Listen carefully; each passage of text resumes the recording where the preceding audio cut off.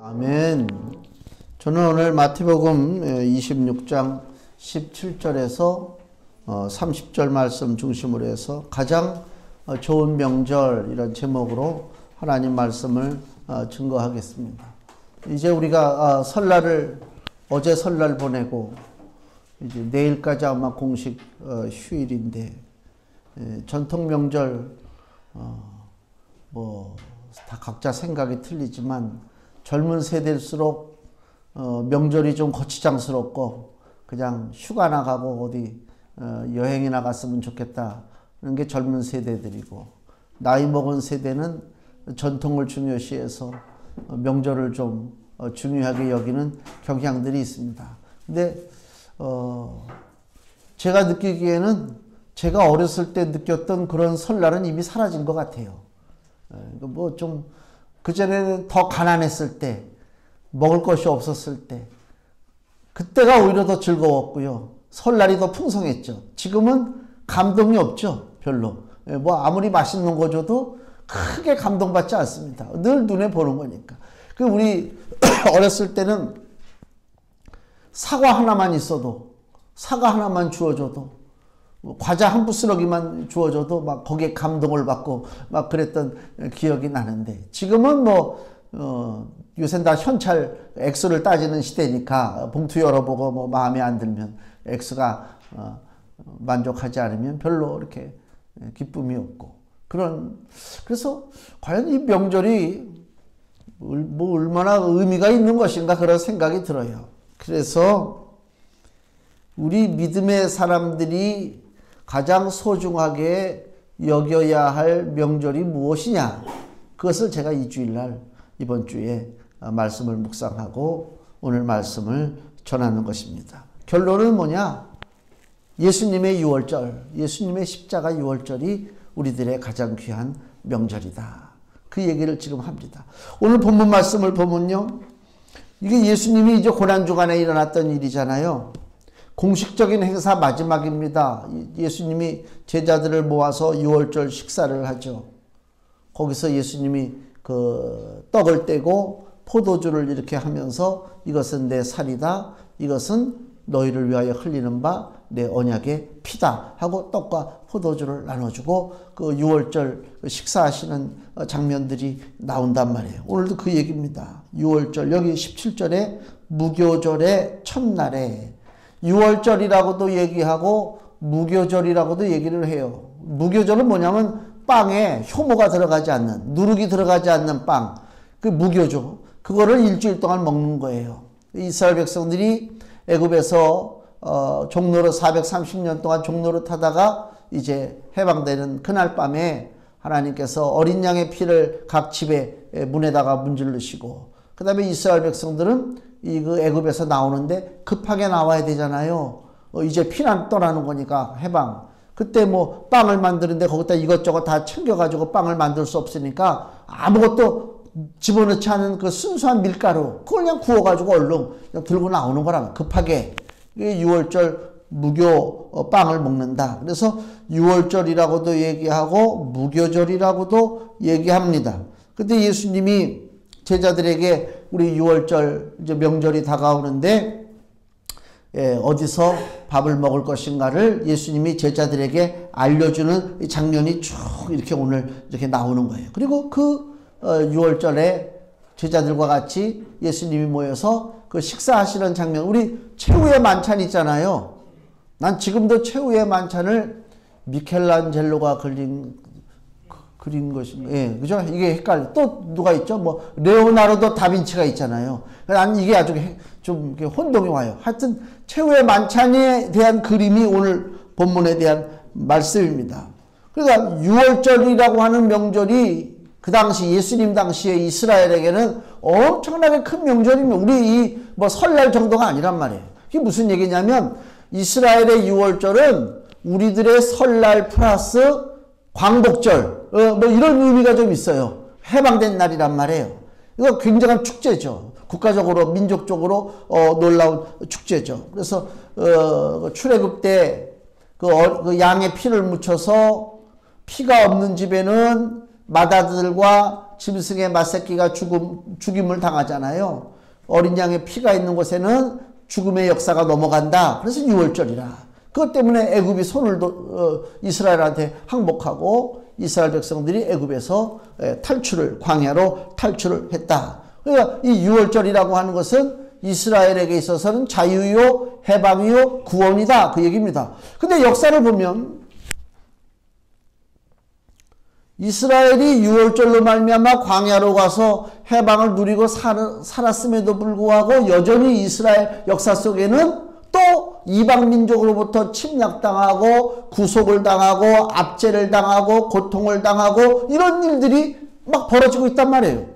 분명히 유월절의 역사를 통해서 이스라엘 민족이 구원을 받았음에도 불구하고 막상 인생을 살아가다 보니까 유월절 역사하고는 상관없이 이 민족은 여전히 고통을 당하고 이 민족은 여전히 침략을 당하고 약소국가가 돼가지고 나라 없는 민족이 되어서 예수님 당시까지 이스라엘은 국가가 형성되지 못했다. 그 얘기입니다.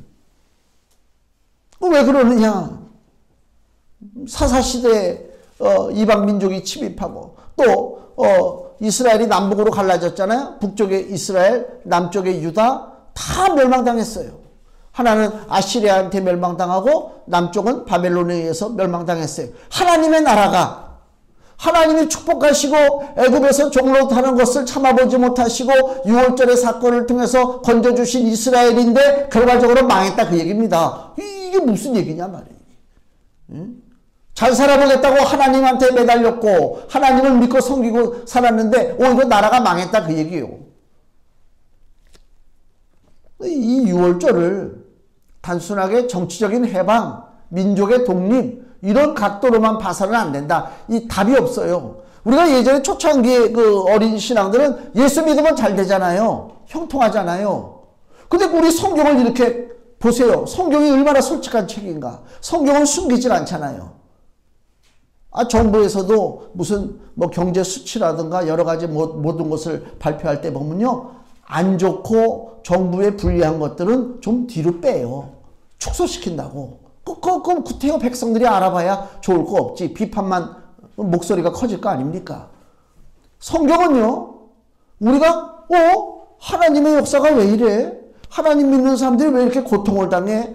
이런 기록들이 조금 더 숨겨지지 아니하고 그대로 실려 있어요. 그래서 진실의 책이란 말이에요. 그러니까 유월절로 말미암아 이스라엘 백성들이 애굽에서 구원받았다. 그러면 만약에 성경이 가짜 책이라면 자 구원받은 이스라엘은 이때부터 이제 거칠 것이 없어. 그죠? 광야 그 다음에 가나안 땅 뭐 강대한 이스라엘 왕국을 이루어가지고 아주 주변 나라들을 호통하고 다스리고 잘 살았다. 이게 이렇게 결론이 나야 되는데 성경은 그렇게 결론이 안 나요. 오히려 고통이 오고 광야에서 하나님의 징계를 받아서 전염병으로 죽고 뱀에게 물려 죽고 원망하다가 지진 나서 빠져 죽고 뭐 이런 일들이 막 벌어지고 있어요. 그 다음에 기껏 유월절 구원받아가지고 광야길을 걸어가고 있는데 뒤에서 아말렉이라고 하는 이민족이 쫓아와서 저 뒤에 처져 있는 이스라엘의 연약한 부녀자들, 아이들, 노인들, 병든 자를 뒤에서 아말렉이 쳐서 죽이는 이야기가 나온단 말이에요. 아니 구원받은 백성인데 기껏 구원받았는데 기껏 그 사지에서 그 죽음의 계곡에서 기껏 탈출했는데 아무것도 아닌 일 때문에 또 죽임을 당한다? 그럼 해피엔딩이 아니잖아요. 성경은 근데 우리에게 그걸 보여주고 있다. 이것은 무슨 유월절의 의미를 우리가 분명히 깨닫지 못하면 성경을 제대로 알지 못한다. 그 어리석은 신앙, 어린아이 같은 신앙은 예수 믿으면 잘 돼. 아니 이게 무슨 기복 종교도 아니고 뭐 무당들한테 점치는 것도 아니고 하나님은 살아계신 분이란 말이에요. 살아계신 분이라고 하는 얘기는 뭐냐면 우리와 하나님과의 관계는 살아있는 유기적인 관계가 있기 때문에 쉽게 얘기하면 하나님도 기분 나쁠 수가 있어요. 살아있는 관계는 그렇잖아요. 죽은 관계는요 기분 나쁠 일도 없어요. 아무리 내가 무슨 얘기를 해도 아무 소리 못해요. 죽은 자는 관계가 맺어지지가 않는다. 하나님은 살아계셔요. 그래서 내가 하나님의 은혜 받은 사람답지 못하게 산다면 나에게 은혜를 주고자 하시는 하나님의 심령이 상하는 거예요. 그렇죠? 하나님이 나를 향해서 늘 기뻐하시고 하나님께서 나를 볼 때 참 좋다, 너무 좋다 이래야 되는데 하나님이 우리를 볼 때 그 하나님의 마음속에 진노의 마음이 생긴다면 그건 누구의 탓이냐, 이거. 누구의 탓이냐. 아, 하나님 속이 좁네요. 그럴 것이냐, 이거예요. 아니랬잖아요. 그러니까, 가짜 복음은 하나님을 생명이 없는 존재를 만들어버려요. 하나님은 감정도 없어요. 하나님은 의지도 없어요. 하나님은 그냥 딱 앉혀놓고 마치 우리 어디 무슨 관광지라든가 어디 가면 어디를 만지면 복을 받는다 이런 얘기 있잖아요. 제주도 가면 어디 만지면 애가 생긴다고 그러고 저 유럽에도 어디를 가서 만지면서 기도를 하면 기도 소원이 이루어진다. 그 생명이 없기 때문에 일방적이야. 나하고 그 존재하고 어떤 관계인지 따질 필요가 없어. 그죠? 그냥 가가지고 우스개 장난으로도 한번 해보고 이래. 하나님은 그게 아니요. 하나님은 살아있는 존재이기 때문에 장난스럽게 가서 하나님을 대할 수도 없고 거짓된 마음을 가지고 대할 수도 없다. 진실한데. 그러니까 하나님과 나와의 관계가 바르게 되지 않는다면 6월절이라고 하는 놀라운 사건이 주어졌음에도 불구하고 그 6월절은 내 것이 안 된단 말이야. 내 것이.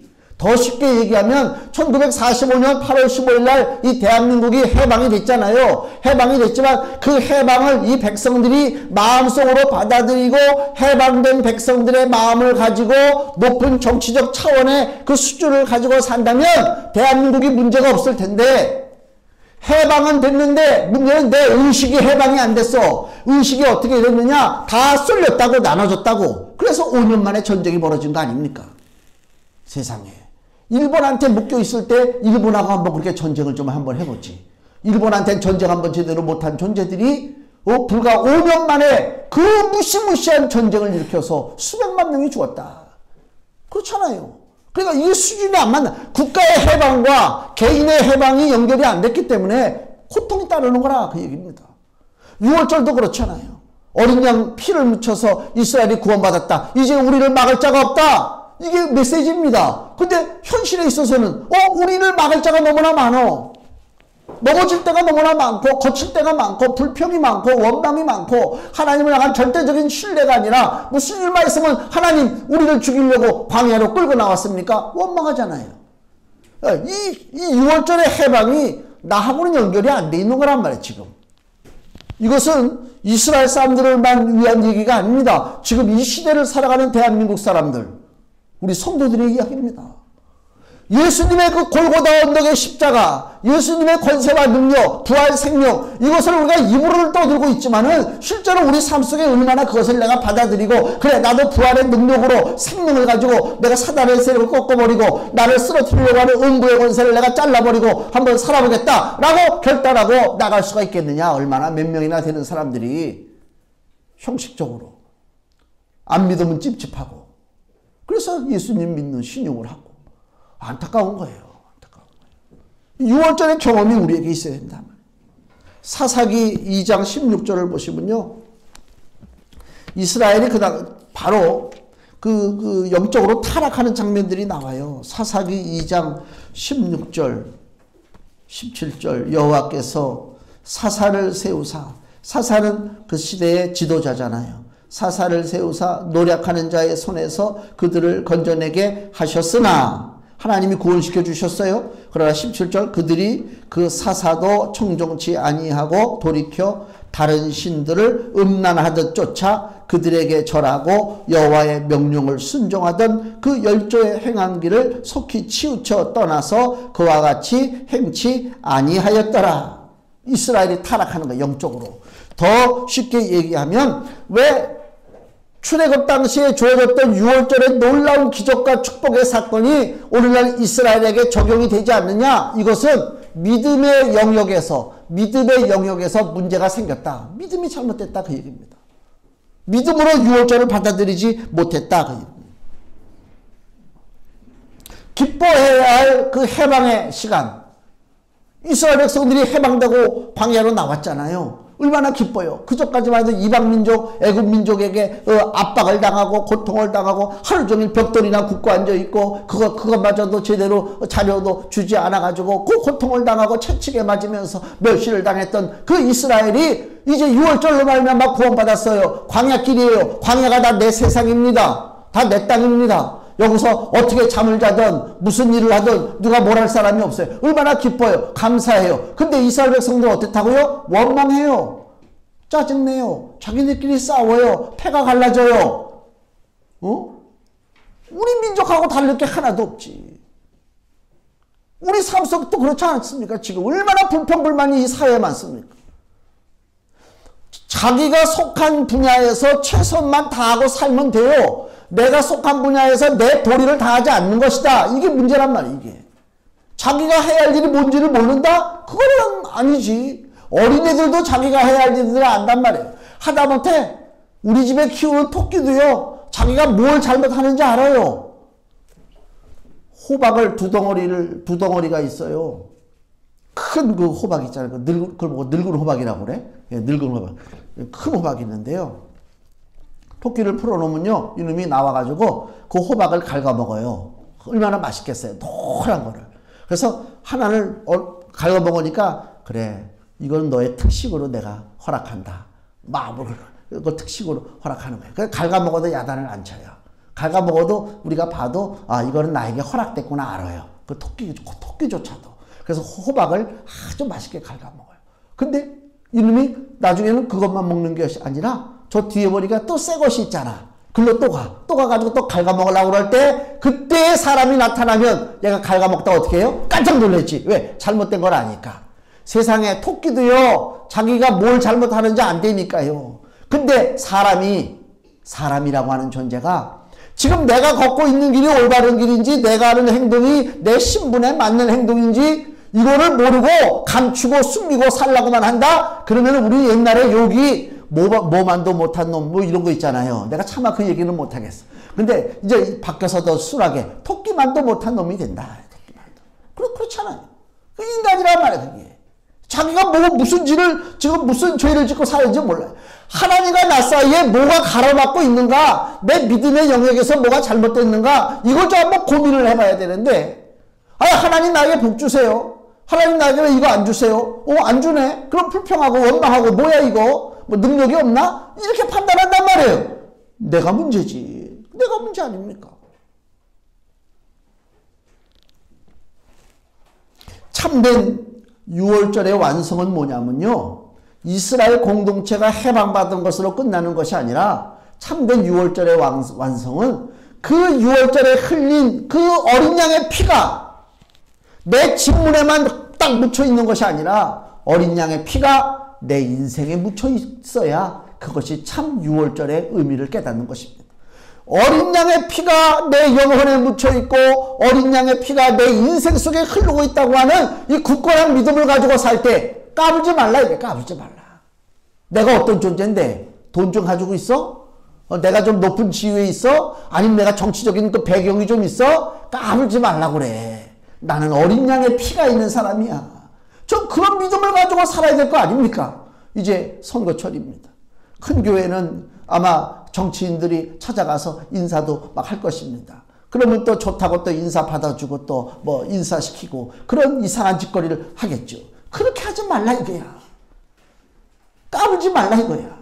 우리는 예수님의 보혈이 있는 사람이요. 누가 감히 우리에게 어떻게 합니까? 왜? 원수 갚는 것이 누구에게 있다? 하나님께서 말씀하기를 원수 갚는 것이 내게 있다 이거야. 건드려라 이거야. 믿음의 사람, 예수 보혈의 사람 건드려라 이거야. 예? 하나님의 백성들을 좀 어떻게 해봐라 이거. 누가 손을 보시겠는가?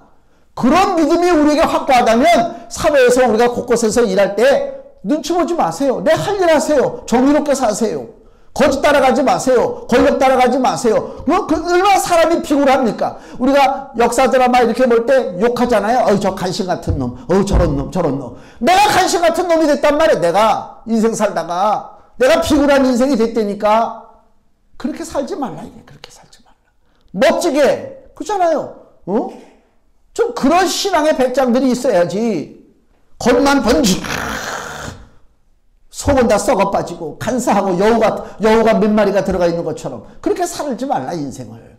하나님과 나와의 관계가 솔직해지고 하나님 앞에 회개하고 통회하고 좀 자복하고 하나님 매일 저녁마다 오늘은 내가 이렇게 잘못했네요.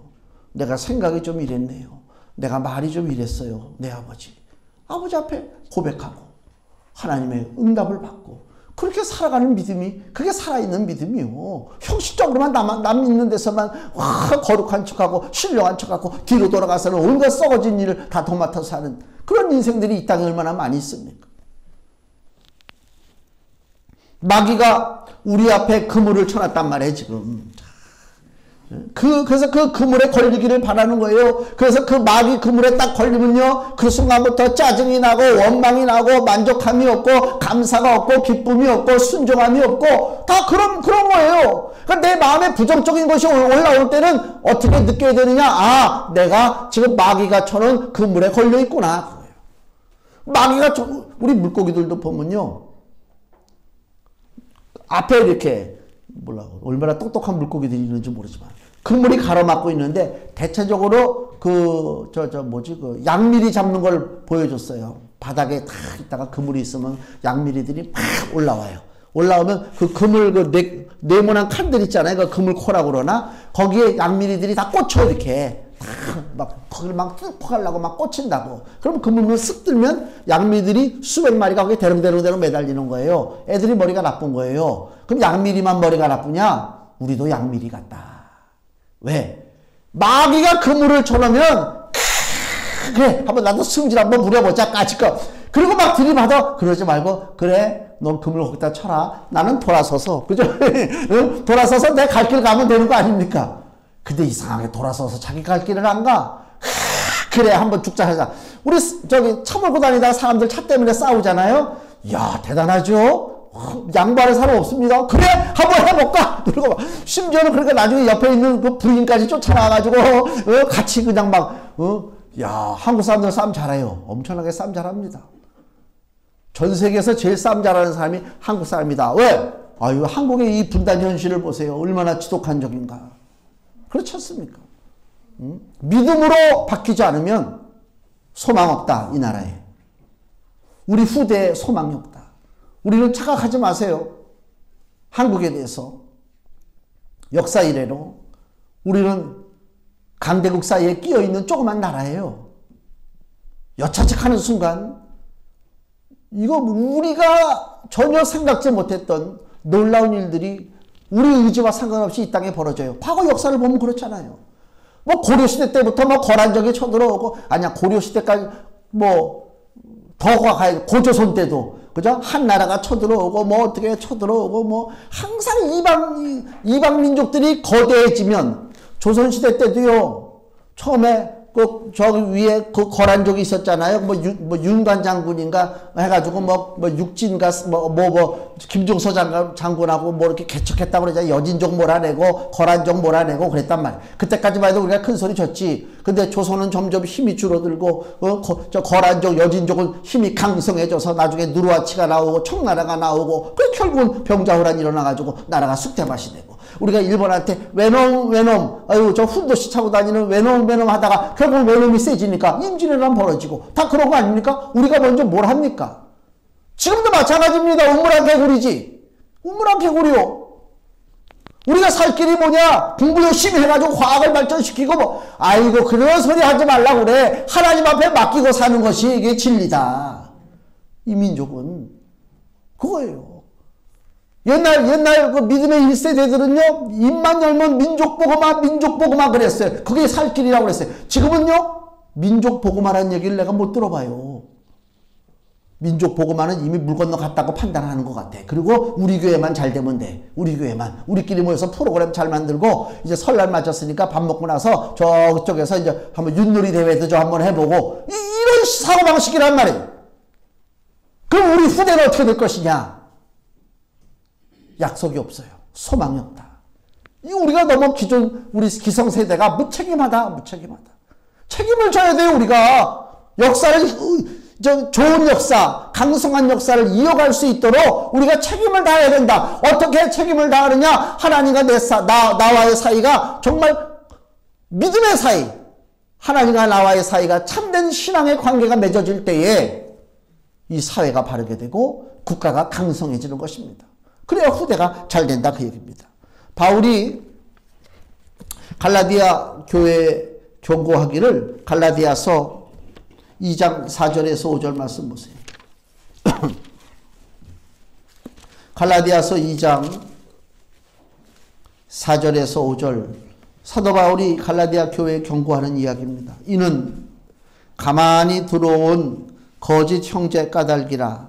저희가 가만히 들어온 것은 그리스도 예수 안에서 우리의 가진 자유를 엿보고 우리를 종으로 삼고자 함이로되. 가만히 들어왔대요. 누가? 거짓 형제가. 거짓 형제가 뭐예요? 마귀 자식들이지. 마귀의 지도를 받는 존재란 말이에요. 우리는 착각을 하는 게 뭔지 아세요? 마귀는 흉측한 모습을 하고, 그죠? 무슨 뭐 미친 척이나 하고, 그렇게 돌아다니는 줄로 아는데, 마귀는 실상은 국가나 사회나 교회나 마귀의 세력이 침투하는데 가장 정상적인 모습을 가지고 침투한다. 분별이 안 돼요. 겉모습 가지고서는. 그래서 여기 성경에 갈라디아서 2장 4절에 가만히 들어왔다 이렇게 표현을 하는 거예요. 몰래 들어왔다. 우리가 구별하지 못한다. 내 편인지 저 편인지 알지도 못하는 존재. 나를 위하는 것 같은데 실상은 나를 마귀의 그 영토로 끌고 가려고 하는 그 더러운 존재가 들어와 있다. 왜 그들이 들어왔어요? 우리의 가진 자유를 엿보고 우리를 종으로 삼고자 함이로되. 우리를 종되게 만드는 거예요. 영적으로도 무력해져서 마귀의 종이 되는 거고, 사회 국가적으로 무력해져가지고 이 국가의 종이 되고, 그게 마귀 역사란 말이에요. 마귀 역사. 하나님이 민족과 민족을 만드시고 국가와 국가를 만드실 때에 다 자기 믿음 안에서 번성하기를 하나님이 축복하셨어요. 마귀의 역사는 번성의 축복이 아니라 굴복의 역사, 종로로 타는 역사가 마귀 역사다. 그렇기 때문에 굴복되는 일이 허용된다면 그것은 마귀 역사에 우리가 종로로 타고 굴복하는 것이다. 그 얘기입니다. 갈라디아서 2장 5절에 우리가 일시라도 복종치 아니하였으니 이는 복음의 진리로 너희 가운데 항상 있게 하려 함이라. 일시라도 한순간이라도 마귀의 종로로 타지 않았다. 그 얘기입니다. 우리 자신 있게 얘기할 수 있습니까? 나는 내 인생에 한시라도 조금이라도 마귀에게 종로로 탄 적이 없다 라고 얘기할 수 있냐 이거예요.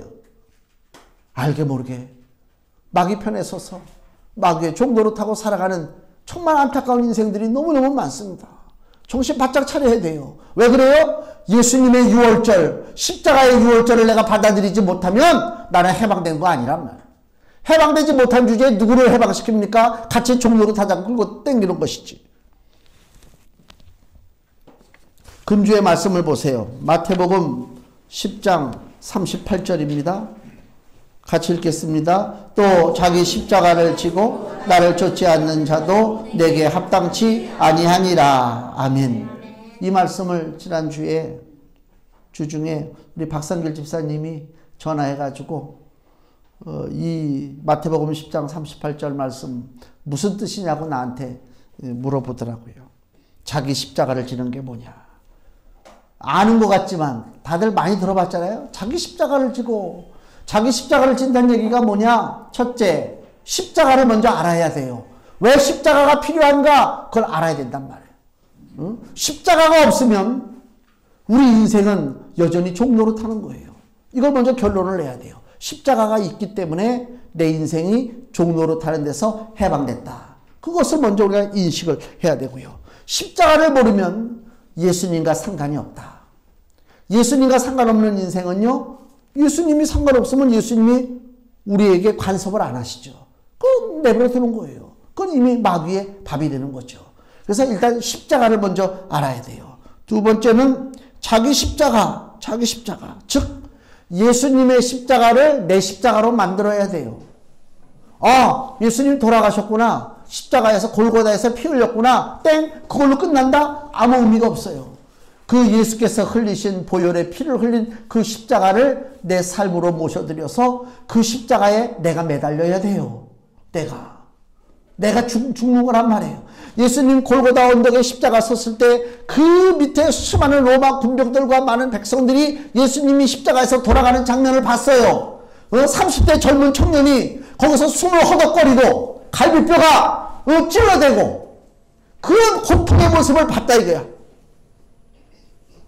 구격거리로. 야,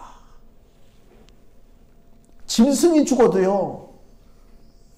아, 재밌구나. 구격거리로 보겠습니까? 참아보지 못하지. 예수님이 십자가에서 죽는데 야 네가 유대인의 왕이냐? 네가 구세주냐? 한번 너 내려와봐. 예수님을 놀렸어요. 사람들이 그 당시에 이 이스라엘 사람들이 어떤 사람들이요? 불교 믿는 사람들입니까? 회교도 신자입니까? 불신앙의 사람들? 무교 신자들입니까? 다 나름대로 하나님을 믿는다라고 하고 성경에 정통한 사람들이요. 아침마다 일어나서 쉐마 하나님의 말씀을 암송하던 그 백성들이 이스라엘 백성이라. 그 사람들이 십자가에 매달린 예수를 바라볼 때 조금 더 내 마음에 찔림이 없어요. 왜 젊은 청년이 죽어야 하는가? 저 청년이 도둑질했나? 강도짓을 했나? 왜 죽어야 되는가?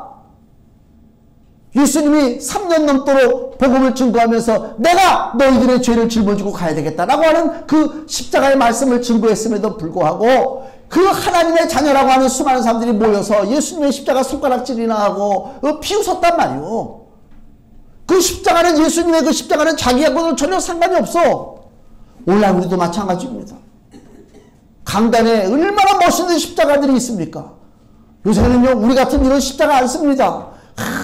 그냥 순 원목으로만 나무로 다 해가지고 막 거친 십자가도 있고요. 휘어있는 십자가도 있고요. 베르의 십자가를 다 갖다 만들어 놓고 붙여댑니다. 그러나 문제는 뭐냐? 그 십자가가 너에게 무슨 상관이 있느냐 이게. 너에게 아무 상관이 없잖아.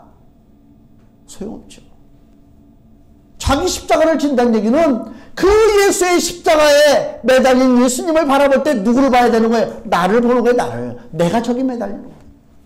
내가 매달렸어야 되는데 그게 자기 십자가입니다. 내 십자가를 지는 것입니다. 그 신앙이라고 하는 것은 단편 드라마가 아니에요. 뭐 금방 뜨거웠다가 식어지고 그냥 한번 뭐 열심 냈다가 좀 쉬었다가 그런 단편이 아니고요. 십자가를 지고 예수께서 말씀하기를 나를 쫓으라 할 때는요. 일생을 짊어지고 가는 거예요. 일생을. 장편 대하 역사 소설이라 이거. 내가 주님의 십자가를 짊어져. 그것이 안 되면 신앙생활은 실패다. 실패다. 그래서 6월절의 그 역사적인 사건이 실제적으로 내 삶에 와닿지가 않는 거예요.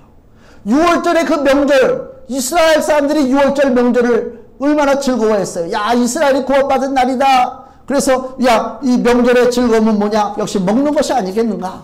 먹는 거 준비를 하잖아요. 오늘 본문에도 보면은 17절의 무교절의 첫날에 제자들이 예수께 나와서 가로되 6월절 잡수실 것을 우리가 어디서 예비하기를 원하시나이까.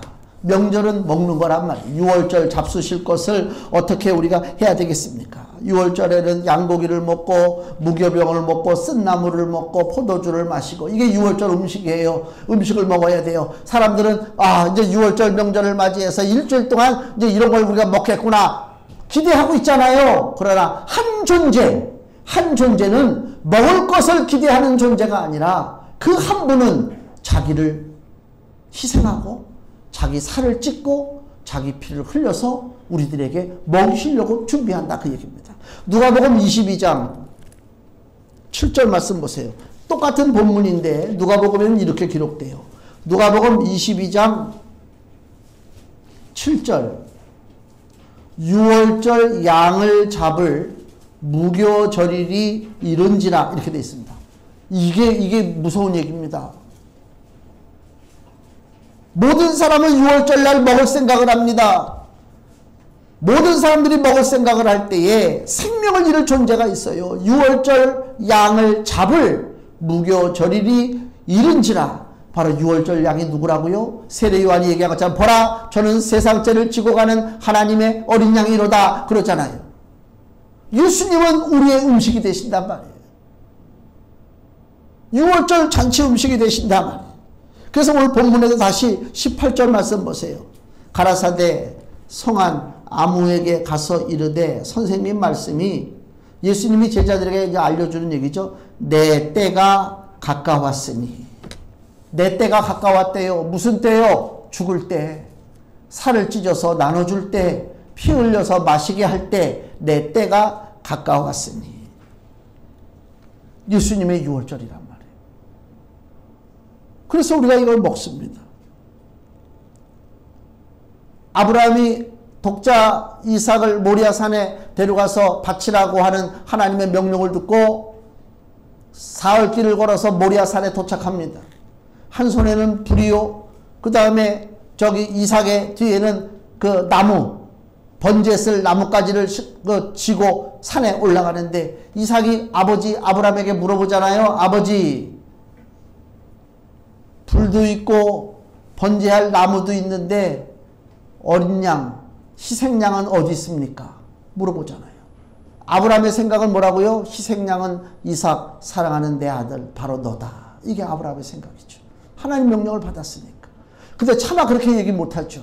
그래서 아브라함이 뭐라고 그래? 이삭에게, 이삭아, 아들아, 번제할 양은 하나님께서 친히 준비하시리라 그랬어요. 말은 그렇게 했어요. 그리고 올라갔어요. 아무것도 없어요. 이제 아들을 죽여야 돼요. 칼을 뽑아서 아들을 결박하고 죽이려고 할 때 하늘에서 아브라함아, 아브라함아, 네 손에 든 칼을 걷어라. 이제서야 네가 네 독자 아들 이삭을 아끼지 아니하고 나를 더 사랑하는 줄 내가 알았다. 하나님 그러시잖아요. 아브라함이 깜짝 놀래요. 놀라서 뒤를 돌아보는데 그 수풀에 순양 뿔이 걸려있단 말이야. 순양이. 그래서 아브라함이 그걸 뭐라 그래요? 야, 하나님께서 친히 준비하셨구나. 여호와 이레라. 하나님 친히 준비하셨어. 이건 뭘 우리에게 보여주는 그림이에요? 예수 그리스도, 하나님의 아들 예수 그리스도가 준비되는 거예요. 여호와 이레, 하나님께서 산에서 준비하셨다라고 했는데 하나님이 준비하신 정도가 아니고 하나님의 아들 예수가 스스로 양이 되셨다 이거야. 스스로 하나님이 준비하신 거예요. 얼마나 감사해요. 명절 지나고 나서 이혼하는 사람들이 많대요. 그렇잖아요. 하도 음식 많이 하고 그냥 신경질나고 그냥 아유 내가 옛날에 힘이 없으니까 내가 네 눈치 보고 살았지만 지금은 너 없이도 내가 살 수 있다. 그리고 헤어지잖아요. 막 그런 거 아닙니까? 음식 차리는 게 보통 일이 아니죠. 우리 하나님께서 우리 평생 먹을 어린 양을 잡아주셨단 말입니다. 예수님이 직접 어린 양이 되셨다. 우리는 믿음으로 먹으면 되는 거야. 양의 살을 먹고 양의 피를 마시는 것입니다. 자, 26절 저희가 먹을 때 예수께서 떡을 가지사 축복하시고 떼어 제자들을 주시며 가라사대. 예수님이 자기의 몸을 상징하는 떡을 떼어 주시면서 받아 먹으라. 이것이 뭐라고요? 내 몸이니라 하셨어요. 그때 26절 다시 보면 떡을 가지사 어떻게 하셨다고요? 축복하셨어요. 예? 그리스도의 살에 같이 동참하고 예수님의 살을 먹는 자는 복되도다 그 얘기입니다. 6월절에 참여하는 자는 복되도다 그 얘기입니다. 우리가 명절을 맞이해서 새해 복 많이 받으라고 하는 인사를 많이 나누고 있지만은 실상은 우리는 누구에게 복을 전해줄 존재가 못 되죠. 그렇잖아요. 우리가 연약하잖아요. 우리에게 복을 주실 분이 누구십니까? 예수 그리스도밖에 없어요. 그 예수 그리스도가 주시는 복은 날마다 복받아라 복받아라 하지 아니하여도 예수님의 은혜 속에서 거하기만 하면 하늘의 은혜와 복은 우리를 떠나지 않을 줄로 믿습니다. 가장 큰 명절이 뭐냐? 바로 예수께서 십자가에 매달리신 그 6월절의 사건, 그것이 우리 믿는 자들에게 가장 큰 명절입니다. 그것을 마음에 새기셔서 예수의 피와 예수의 살을 먹고 마셔 날마다 우리 가운데 그리스도로 충만해져서 사단의 세력을 꺾어버리고 믿음 안에 승리해 저주받을 인생에서 축복의 인생으로, 사망의 인생에서 생명의 인생으로, 잠깐 살다가 사라질 인생에서 영원히 살아갈 하나님의 자녀의 삶을 누리시기를 예수님의 이름으로 축원을 드립니다. 기도하겠습니다.